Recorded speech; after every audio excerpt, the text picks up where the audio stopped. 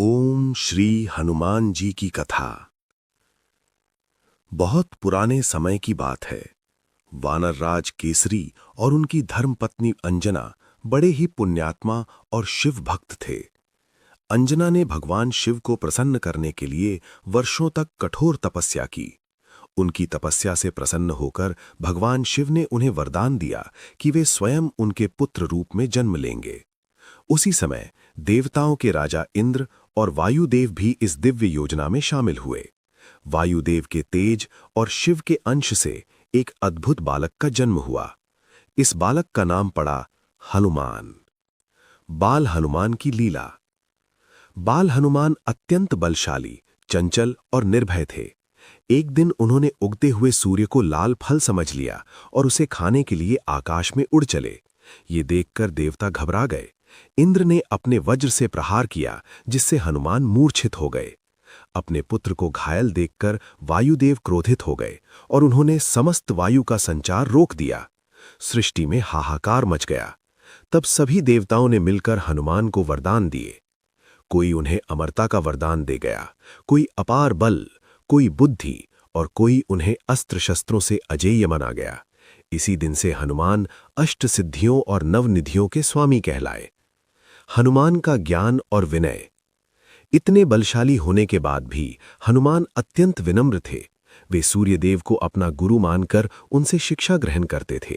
वेद, शास्त्र, व्याकरण और नीति सभी में वे निपुण हो गए, लेकिन अहंकार कभी उनके पास नहीं फटका। अशोर राम से मिलन। समय बीतता गया। त्रेता युग में भगवान श्री राम धरती पर अवतरित हुए।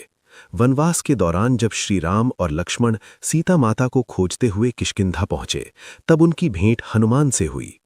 हनुमान ने ब्राह्मण का रूप धारण कर श्री राम से बात की। जैसे ही श्री राम ने अपने चरणों से उन्हें स्पर्श किया, हनुमान पहचान गए, यही मेरे आराध्य हैं। उन्होंने तुरंत अपना वास्तविक रूप प्रकट किया और श्री राम के चरणों में गिर पड़े। उसी क्षण से हनुमान का जीवन राममय हो गया। सुग्रीव मित्रता और बाली वध। हनुमान ने श्री राम की मित्रता सुग्रीव से करवाई। बाली का वध हुआ और सुग्रीव को किष्किंधा का राजा बनाया गया। बदले में सुग्रीव ने सीता माता की खोज का वचन दिया। चारों दिशाओं में वानर सेना भेजी गई। दक्षिण दिशा की जिम्मेदारी हनुमान को मिली। समुद्र लांघन। जब सीता माता का पता चला कि वे लंका में हैं, तब समुद्र सबसे बड़ी बाधा था। सभी वानर हतोत्साहित हो गए। तभी जामवंत जी ने हनुमान को उनकी शक्ति का स्मरण कराया। हनुमान ने विशाल रूप धारण किया और जय श्री राम का नाम लेकर एक ही छलांग में समुद्र पार कर लिया। रास्ते में उन्होंने मैनाक पर्वत, सुरसा और सिंघिका जैसी बाधाओं को पार किया, लेकिन लक्ष्य से कभी नहीं भटके। अशोक वाटिका में सीता माता। लंका पहुंचकर हनुमान ने अशोक वाटिका में माता सीता को दुखी अवस्था में पाया। उन्होंने श्री राम की मुद्रिका देकर उन्हें आश्वासन दिया। सीता माता ने हनुमान को आशीर्वाद दिया और अपनी चूड़ामणि श्री राम को देने के लिए दी। लंका दहन। रावण के दरबार में हनुमान ने निर्भीक होकर श्री राम का संदेश सुनाया। रावण क्रोधित होकर उनकी पूंछ में आग लगवाने का आदेश दिया, लेकिन वही आग लंका के विनाश का कारण बनी। हनुमान ने पूरी लंका जला दी, फिर समुद्र में जाकर आग बुझाई। संजीवनी पर्वत।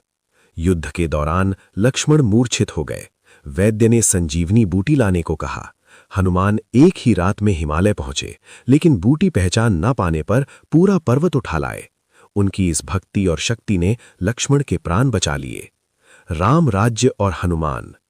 रावण वध के बाद श्री राम का राज्याभिषेक हुआ। सभी ने हनुमान को उपहार दिए, लेकिन उन्होंने कुछ नहीं मांगा। श्री राम ने पूछा, हनुमान, तुम्हें क्या चाहिए? हनुमान बोले, हे प्रभु, जहां जहां आपकी कथा हो, वहां वहां मेरा वास हो। आज भी कहा जाता है, जहां राम कथा होती है, वहां हनुमान अवश्य उपस्थित होते हैं। शिक्षा। हनुमान जी हमें सिखाते हैं, बल के साथ विनय, ज्ञान के साथ भक्ति और शक्ति के साथ सेवा। इसीलिए वे भक्ति के शिरोमणि